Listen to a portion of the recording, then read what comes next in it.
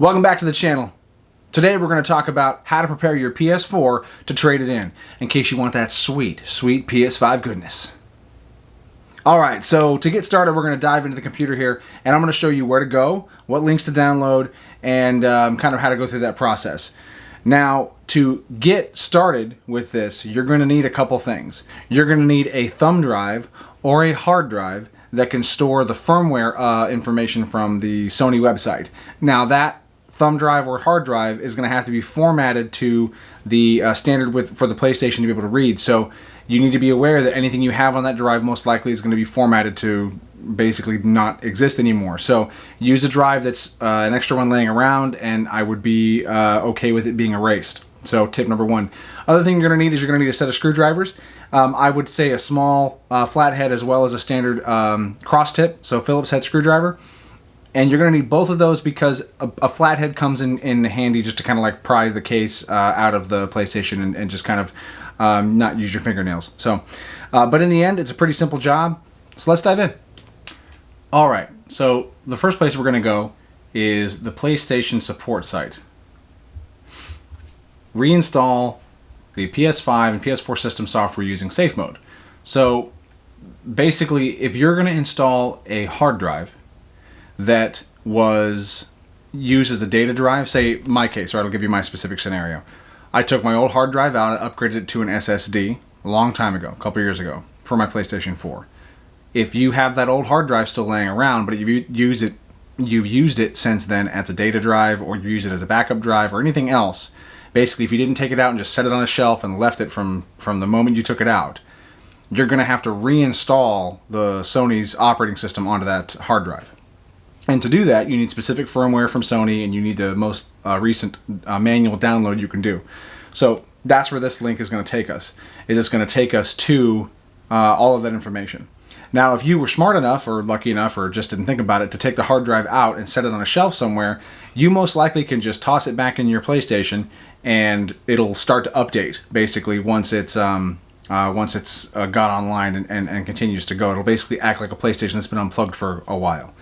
However, I would imagine a lot of us didn't do that, and a lot of us have a hard drive that we used in some other fashion, because a terabyte hard drive is more than enough space to use as an external. And what I ended up doing is putting a lot of my games that didn't require load times being faster onto that hard drive as an external, and so it gave me 2 terabytes of storage.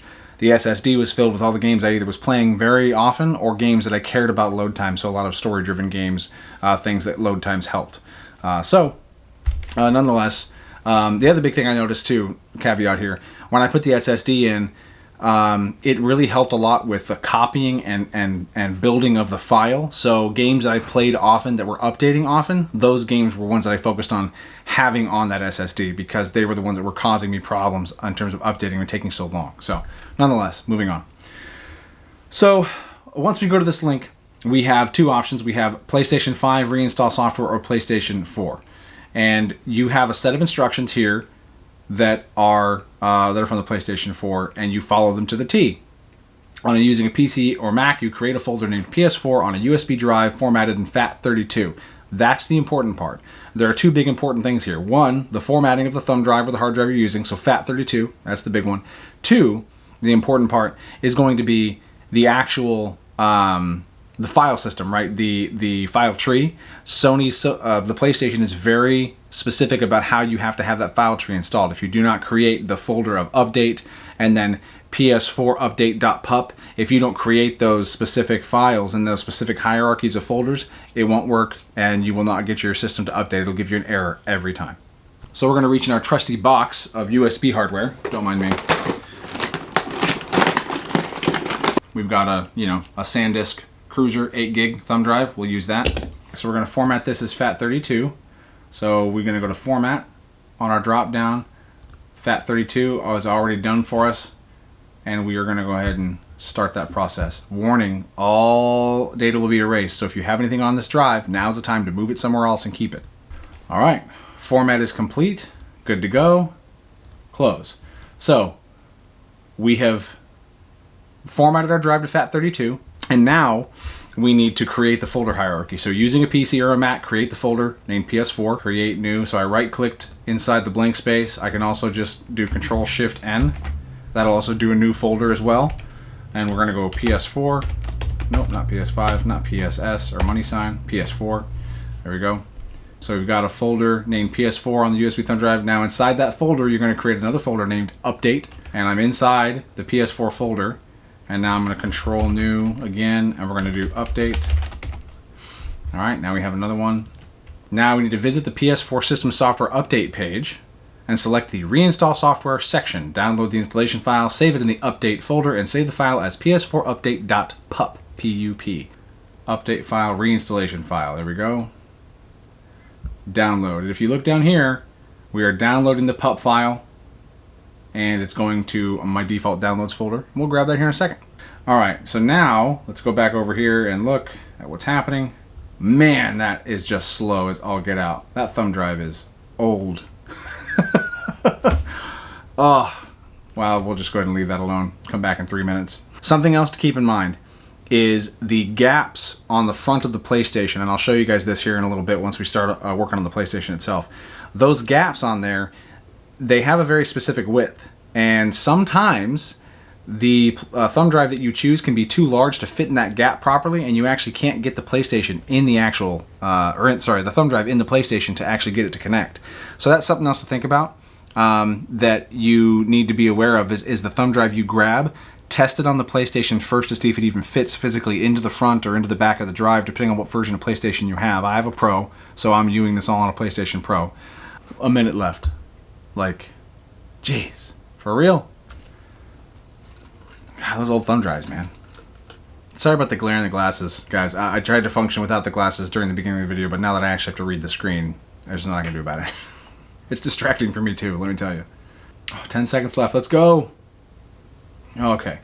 All right, so now that it's moved, all right, I'm gonna double check to make sure everything is correct in terms of our hierarchy and how we've done this.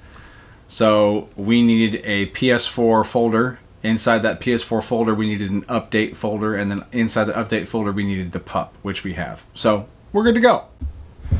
All right, so the next step in this process is kind of twofold. You can either trust the online system that PlayStation has in place, Sony has in place, and you can wipe your drive and then download everything, your saved game storage, your information from the cloud. Now, there are some problems with that. You have limited storage, especially if you're not a PlayStation Plus member, but even if you are a PlayStation Plus member, you still don't have a lot of storage space. It's not like they give you unlimited storage for your saved game data. So the other part is going to be any DLC that you have, any of that stuff that you have for games, it's all going to get wiped, so you're going to have to re-download all of that. Now, there isn't really a way around some of this.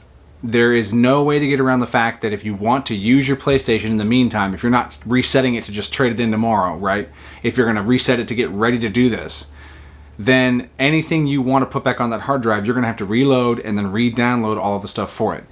The beautiful thing about Sony's system, though, is the saved game information, the actual thing that gives you the unlock of the licenses and things like that, it saves automatically as you purchase those things. So you don't have to back up your information if you don't want to. I trust the system. I've used it a couple times at this point, and every time I go back and log into a game, I have what I need. There are people that have run into that problem that don't, so it's not 100%, but I personally haven't had a problem with it, so I still trust it. The other thing you could do is you can take a thumb drive, another thumb drive, right? You can't take the same one.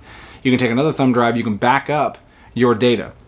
However much data you have is going to determine how big that drive needs to be, and if you want to back up other things that are on your PlayStation in terms of captures or screen grabs or screenshots, that's a whole other story. That's going to add multiple gigabytes to your storage needs. So those are things you have to kind of make a decision for yourself. I personally am not going to do the step of backing it up, but if you do, it's very, very simple. All you have to do is go into the system itself, settings, you're going to go to application and save data management, save data on system storage, and you can copy it to a USB device. So if you would like to back up your data, you can do that manually using the USB thumb drive on the PlayStation and the steps I mentioned before. It's not hard to do. It takes a little bit of time, and also depending on the speed of your thumb drive, I would suggest you buy a USB 3.0 hard drive at this point in time. There's really no point, or not hard drive, thumb drive. There's no point in not doing that. Will hopefully speed up your time a little bit as well. How you check your saved game information is a couple ways. So one, you can go to each individual title that you're worried about. So for me, I'm going to check Wreckfest. So I'm going to look at the upload and download saved data.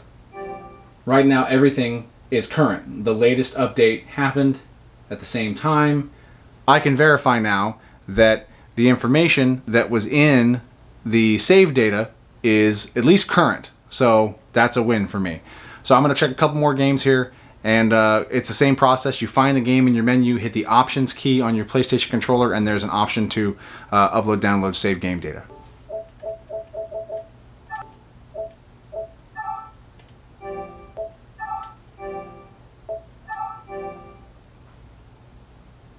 Okay, so I've checked to make sure that the games that I care about are saved. Anything else, in the end, I can just play it to where it is anyway. It's not a big deal.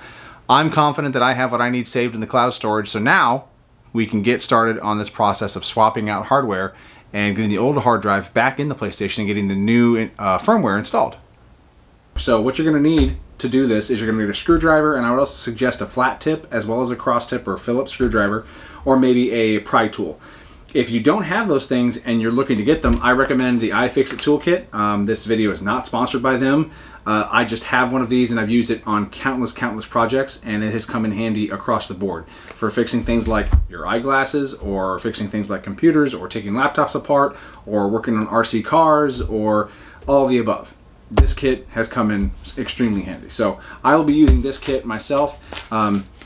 It unfolds into kind of a little workstation, and it has the everything you need basically. So it has pry tools, it has a toolkit in it itself. The toolkit has a bunch of different bits in it, and you know, all of that, screwdriver extension over here, and then all the bits you'd need. So everything's all there.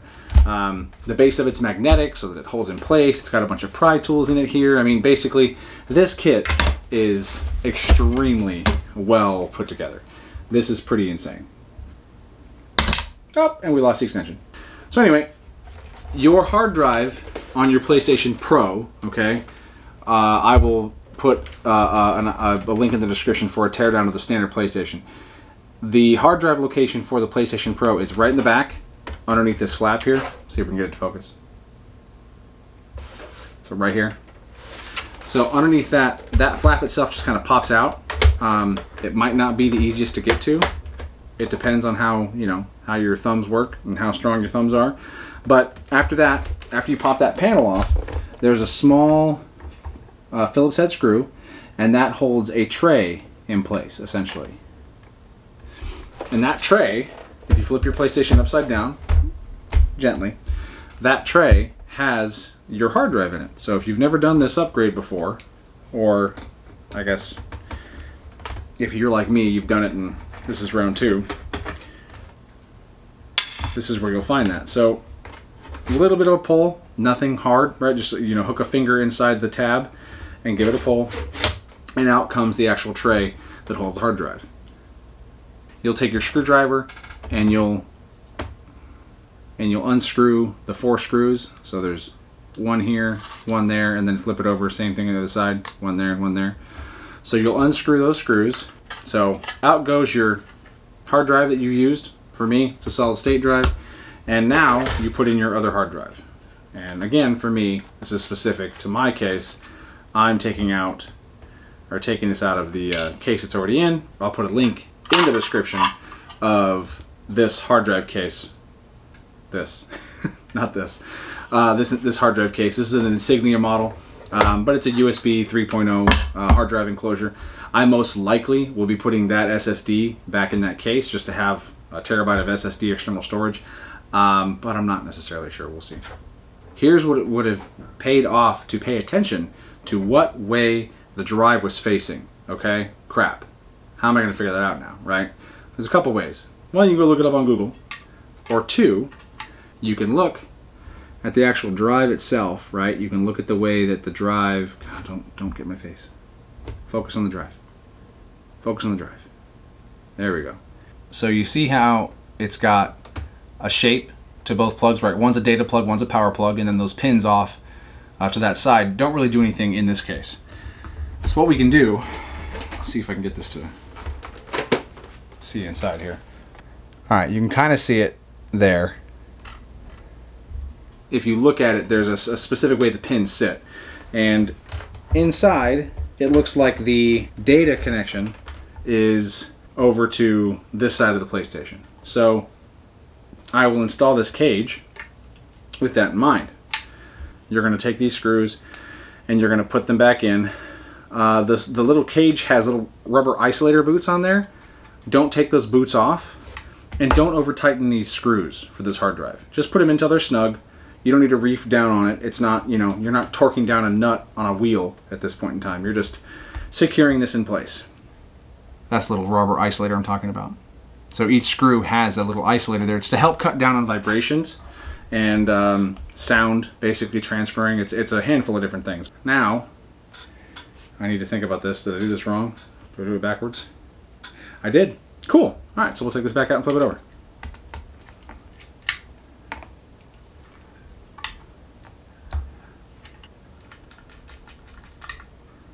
Okay, so now that we have our hard drive in the right way, you literally just put it in place as you took it out and slide it back in, and you should click it back in. There's no noticeable like click or snap or anything, but you can feel as you're sliding in it, there's a specific amount of resistance, and then when you get to the pins and you slide them in, you'll feel the difference in the pressure. And if it slides in all the way, like it's supposed to, it just leaves you with the last hole for the last screw to go in place that holds that actual drive in. Alright, so now we've got the PlayStation hooked back up to the TV, and the next part is kind of important. Now, I ran into that problem I was talking about earlier where my USB drive wouldn't fit into the front of the PlayStation. Luckily, the Pro has a port on the back of it, and it fits just fine. The next thing you need to do is you need to start the PlayStation in safe mode, and that means you're going to hold down the power button to start it, not the controller, and when you do that, you're going to wait for the second beep, and you're going to let go of the power button itself.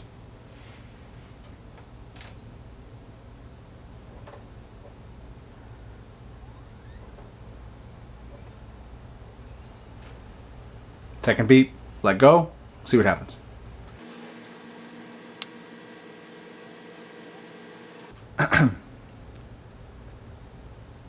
Alright, so the message on the screen, let's see if I can get it to focus on that instead of me. Connect the DualShock 4 using a USB cable and then press the PS button. So we're going to plug into one of the front ports on the PlayStation. Alright, so we're going to plug the PlayStation controller in using a cable, and we are going to press the button. So the option on the screen just popped up. This says initialize PS4 reinstall system software, which is what we are going to do. Connect a USB storage device that contains an update for the reinstallation version 8.0 or later, which should be what we have. You can download the update file for reinstallation from PlayStation.com, so it's giving you the information that you already know. We're going to click OK. It's going to search for that thumb drive.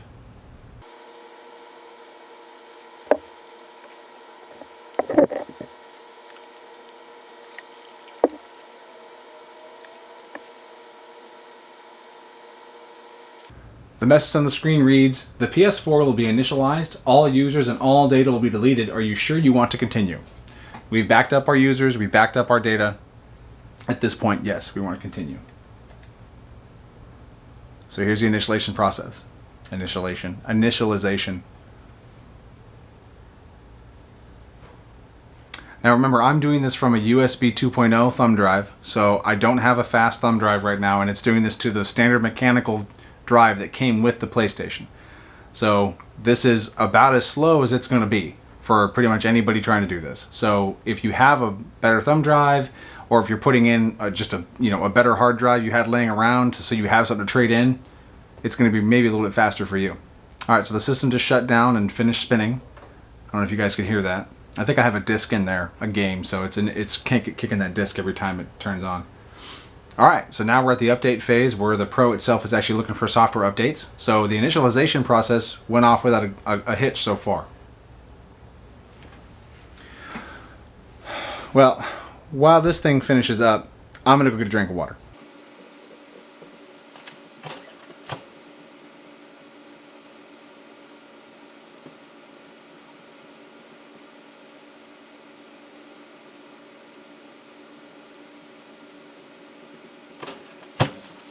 So it looks like it finished the installation of the software update, and at this point it's probably going to pop up looking like a new PlayStation. And if that's the case, cool. It means we are a success. And if not, then we'll troubleshoot together. Yeah, success! Alright, so I got signed into the PlayStation, no problem. I got everything taken care of on that front. Now I'm going to go find my saved game data, and I'm going to download that back to the console so that I have it for the few games that I'm going to install. And then I'm going to get to downloading those games, which is probably going to be Wreckfest, Apex Legends, and that's probably it for right now, to be honest. I don't really play much else these days. I don't have a lot of time. Those are the two things I can jump into, have a little bit of fun, and hop back out when the time arises. Maybe Borderlands 3. That's a lot of fun too. But probably those two to begin with. So if you have a slower connection, not something that's in the upper tier or mid tier of things, this is something that's going to be a hurdle for you, and you need to be aware of that. You need to plan accordingly. Downloading your data, downloading the games back to your hard drive, if that's something you're planning on doing, those are things you need to be aware of. If you're dealing with a 100 or 200 meg connection and you've got a family on that connection, you're most likely not going to get this stuff done in under an hour. It's probably going to take a few hours. The last time that I did this, I had a pretty standard connection, 100 meg down, 20 meg up from our local company Spectrum, which is essentially Time Warner Comcast. Gosh almighty, for those of you who are not on the East Coast. So basically, I had a pretty standard connection, and it took a few hours to do a reset on my PlayStation. Nonetheless, it's doable, especially once you start this process. A lot of it you can start and then just kind of walk away, but it's something you need to plan for. You need to be ready to adjust accordingly. If you got a fast connection, like I'm lucky enough to have a Frontier fiber optic connection straight to my house, I get 500 down, 500 up. Typically a little more than that, to be honest, even though I'm only paying for 5. So I'm able to, kind of push and pull data as I need, and it doesn't really slow me down much. So I'm lucky, and that's not been the case all the time, but luckily in this house, I'm able to get that. All right, there you have it. PlayStation's back up and running. The original hard drive is back in. I still have the SSD here to put into something else, probably my laptop or an external enclosure here to give myself an external drive. And then right now I'm downloading a couple games, and I'll be back up and running this evening to play with my buddies. And when the time comes, I'll only have a couple games on here to be able to reset and wipe, and so it's not going to take as long as well. It's just going to format, and boom. That process is actually very, very easy. That's actually built into the menu system of the PlayStation itself. So yeah, at this point, we're good to go.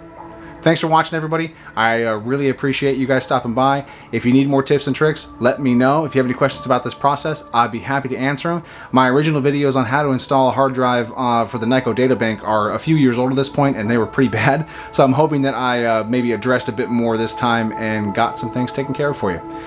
Don't forget to like and subscribe. And check us out on Instagram as well as Twitter. GeekyTechyCool across the board. And don't forget the podcast comes out every Monday. Have a great day, guys, and I'll see you next week. Bye.